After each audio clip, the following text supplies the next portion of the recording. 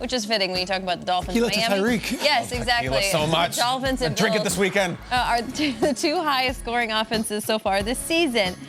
This could be electric. We walk into the studio on Monday. What do we think the result of this game is going to be, and why do you think we landed there, Peter?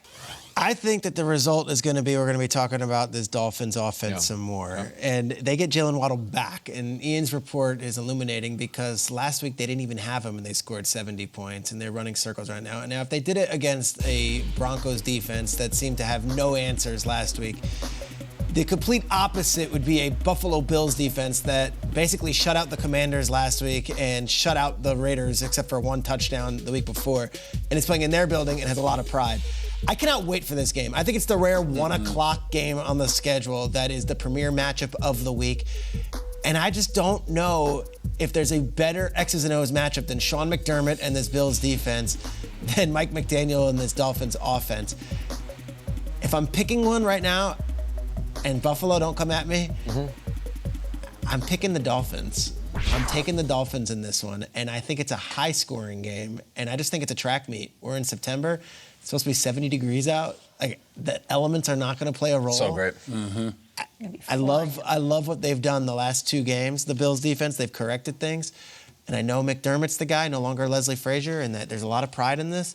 I just feel like the Miami Dolphins are having a moment right now, and they're in their bag, and I'm not sure there's any defense in the league that's stopping them until injuries finally catch up with the squad. Yeah, I love it. And for as much talk as we're giving the Miami Dolphins offense, we haven't even mentioned Josh Allen and the Buffalo Bills offense and Stephon Diggs and how James Cook has been cooking the last 2 games. Yes. This is one, to your point, I said it yesterday, I wish this game was in Sunday Night Football. I know there's the old school 1 p.m. Like, no, I want this to be the only game on and all eyeballs to it. And I mentioned Josh Allen because he has been really good against the Miami Dolphins throughout his career, and there's just been coordinator after coordinator trying to stop him. When he first came in the league, it was Matt Burke, who was a part of the staff, the defensive coordinator. Then Pat Graham came in the next year. Then Josh Boyer got a few cracks at him. Now it's Vic Fangio, and this Miami Dolphins defense after that first week against the Chargers where Justin Herbert kind of had a day, they've been really good as well. So I can't wait to see Josh Allen, what they're drawing up and what they're doing.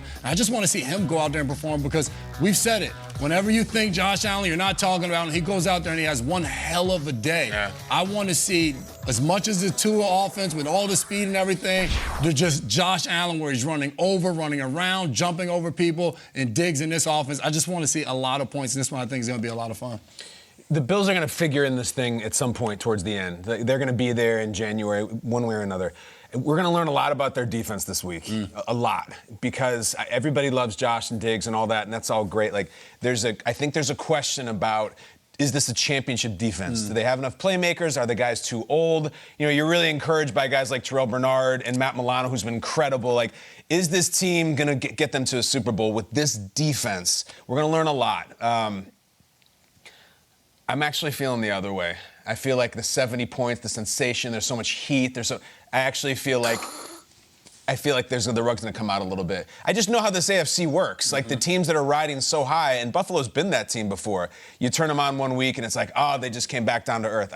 I think Buffalo's ready for them. I will say, if Miami wins, I'm not sitting there making if Miami wins and they win in Buffalo and they're 4-0, then they're in that.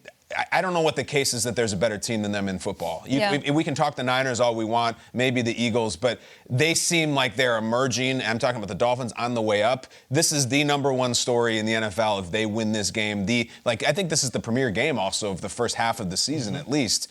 Buffalo's defense is going to decide this thing. It's those safeties. I love them. I talked about them already, but like you can't compete against this team without great safeties. And Poyer and Hyde are great safeties. They're the most. If I had to pick 2 players, it's not Diggs, Allen, anybody. It's no one on the D line. It's no one else. It's Poyer and Hyde. It's Poyer and Hyde. If they don't play well, they can't win this game.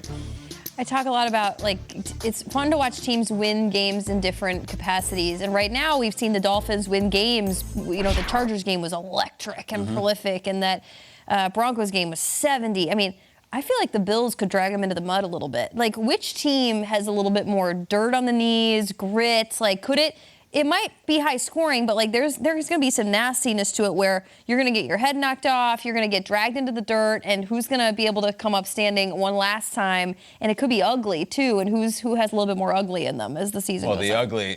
The Wilkins-Allen thing is so good. Christian Wilkins is a massive antagonizer of Josh Allen. They always go face mask to face mask. He's gotten penalties on Allen. They started fights because of it. There will be some stuff. You know, Jay. This week he said it. He got asked about it. He said, "That's my guy. I love Josh Allen. We're close." And I don't know if that's true, but that's Christian Wilkins. That's the way he talks. And to your point, I feel like for Buffalo, this is a game you want to win at home because when they play again, it'll be in Miami. It'll be the last game of the regular season. You show up in Miami, it's 85 degrees when you're practicing in 15-degree weather. Like it plays a point. I remember Gabe Davis said last year that game in Miami, it's 100 degrees on our sidelines, 85 on theirs. Feel like it's an unfair advantage. So we'll see. When they put on the Denver tape, and you're a defensive back for the Bills, and you're Poiter, and you didn't give this point.